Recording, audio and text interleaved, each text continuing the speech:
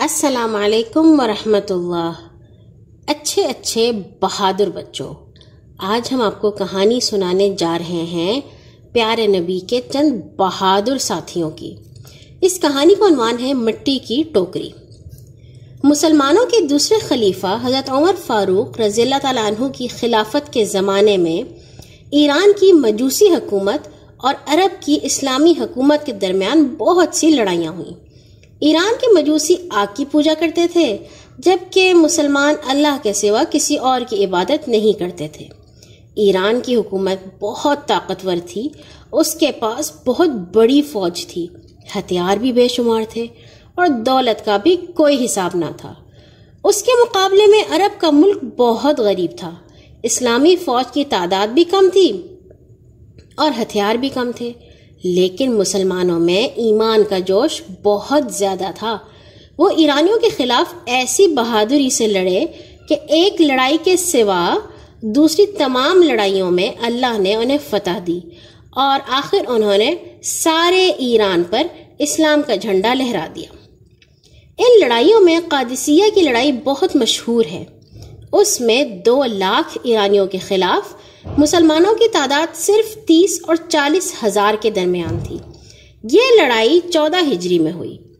اس سے پہلے حضرت عمر فاروق نے اسلامی فوج کے سپہ سالار حضرت سعد بن ابی وقاص رضی اللہ تعالیٰ عنہ کو حکم بھیجا کہ آپ چند دانا یعنی عقل مند مسلمانوں کی ایک جماعت ایران کے بادشاہ یزدگرد یا پھر یزدجرد کے پاس یہ پیغام دے کر بھیجیں کہ وہ اسلام قبول کر لے یا اسلامی حکومت کو جزیہ دینے پر راضی ہو جائے۔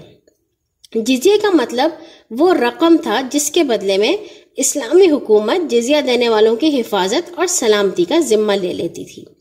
حضرت سعد نے حضرت عمر فاروق کا حکم ملتے ہی 14 مجاہدین کو اس کام کے لیے چنا اور ان کو ایک جماعت کی صورت میں ایران کے دارالحکومت مدائن کی طرف روانہ کر دیا، جہاں شاہ یزدگرد مقیم تھا۔ ایسی جماعت کو سفارت کہتے ہیں اور اس قسم پہ جانے والے آدمیوں کو سفیر کہا جاتا ہے۔ اس سفارت میں شامل تقریباً سبھی اصحاب کو رسول اکرم صلی اللہ علیہ وسلم کے ساتھی ہونے کی عزت حاصل تھی۔ ان سب نے بالکل سادہ کپڑے پہن رکھے تھے اور معمولی کوڑوں کے علاوہ ان کے پاس کوئی ہتھیار نہ تھا۔ 2-4 گھوڑوں پر زین تھا اور باقی اپنے گھوڑوں کی ننگی پیٹھ پر سوار تھے۔ ان کو دیکھ دیکھ کر مدائن کے لوگ حیران ہوتے تھے، یہ کیسے لوگ اپنے ملک کے سفیر بن کر آئے ہیں؟ نہ ان کے بدن پر ڈھنگ کا لباس ہے، نہ ان کے گھوڑوں پر زین ہے۔ بادشاہ یزدگرد کو اسلامی سفارت کے آنے کی اطلاع ملی تو اس نے بڑی شان و شوکت سے دربار سجایا اور اسلامی سفیروں کو بلا بھیجا۔ ایران کو اس زمانے میں فارس کہا جاتا تھا اور اس کے بادشاہ کو کسرا۔ اس کے دربار کی ٹھاٹ باٹ کی کوئی انتہا نہ تھی۔ باہر سے آنے والا کوئی آدمی شاہی دربار کو دیکھتا تو اس پر ایسا روب پڑتا کہ وہ حیرت کی تصویر بن جاتا، لیکن مسلمان سفیر ایسی بے نیازی سے دربار میں داخل ہوئے گویا ان کے نزدیک دربار کی کوئی حقیقت ہی نہ تھی۔ کسرا اور ان کے درمیان گفتگو شروع ہوئی۔ یزدگرد نے پوچھا، تم لوگوں نے فارس پر کیوں حملہ کیا؟ سفارت کے امیر حضرت نعمان بن مقرن آگے بڑھ کر اس طرح انہوں نے جواب دیا، اے بادشاہ، ہم دنیا جہان کی برائیوں میں مبتلا تھے۔ اللہ تعالیٰ نے ہم پر رحم فرمایا اور ہمارے پاس اپنا رسول بھیجا جس نے ہمیں برائیوں سے روکا اور نیکی کی ہدایت فرمائی۔ اس نے سارے عرب کے سارے قبیلوں میں اتفاق پیدا کر دیا اور ہمیں حکم دیا کہ ہم باقی اقوام کو بھی اپنے دین کی دعوت دیں۔ ہمارا مقصد لوٹ پاٹ نہیں ہے۔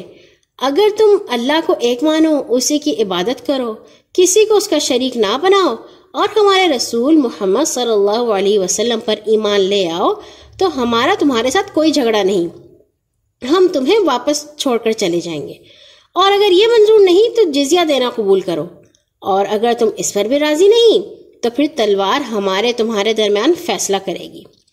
یزدگرد یہ جواب سن کر آگ بگولا ہو گیا۔ اس نے کہا، تم بھوکے اور ننگے لوگ جن کی خوراک سانپ اور چھپکلی ہیں ہمارے ملک کو لوٹنا چاہتے ہو؟ تمہیں سخت سزا دے کر اس ملک سے نکال دیا جائے گا۔ ہاں، اگر تم خود ہی ہمارے ملک سے نکل جاؤ تو میں تمہارے اونٹوں پر چھوارے اور غلہ لدوا دوں گا اور عرب پر ایسا حاکم مقرر کروں گا جو تم لوگوں کے آرام کا خیال رکھے گا. اگر تم اس کے علاوہ کچھ چاہتے ہو تو تمہیں ذلت کی موت کے سوا کچھ نہ ملے گا. اب سفارت کے ایک رکن حضرت قیس بن زرارہ آگے بڑھے اور کہا، اے بادشاہ، ہم عرب کے عزت رکھنے والے لوگ ہیں، تمہاری باتیں اس قابل نہیں کہ ان کا جواب دیا جائے. تاہم سن لو، اسلام سے پہلے ہم واقعی بہت برے لوگ تھے، لیکن اللہ تعالیٰ نے اپنے رسول کے ذریعے ہمیں ہدایت دی. یہ ہدایت تمہاری بہتری ہی کے لیے ہم تم تک پہنچا رہے ہیں. اگر اسلام قبول کر لو تو بہتر، ورنہ جزیہ یا تلوار ایک چیز تمہیں قبول کرنی پڑے گی. یزدگرد کے غصے کی اب کوئی انتہا نہ رہی. اس نے چلا کر کہا، اگر سفیروں کو قتل کرنا جائز ہوتا تو آج تم میں سے کوئی زندہ بچ کر نہیں جا سکتا تھا. جاؤ، میری نظروں سے دور ہو جاؤ. ایک دوسروں کے ملک لوٹنے والوں، تمہیں یہاں سے خاک ملے گی، خاک. یہ کہہ کر اس نے اپنے ملازموں کو حکم دیا کہ ایک ٹوکری مٹی سے بھر لاؤ اور ان لوگوں کو دے کر انہیں مدائن سے نکال دو. ملازم فوراً ایک ٹوکری مٹی سے بھر کر لے آئے اور اسے مسلمانوں کے سامنے رکھ کر کہا، اسے اٹھاؤ اور یہاں سے چل دو. سفارت کے ایک رکن حضرت عاصم بن عمرو نے آگے بڑھ کر وہ ٹوکری اپنے کندھے پر رکھ لی.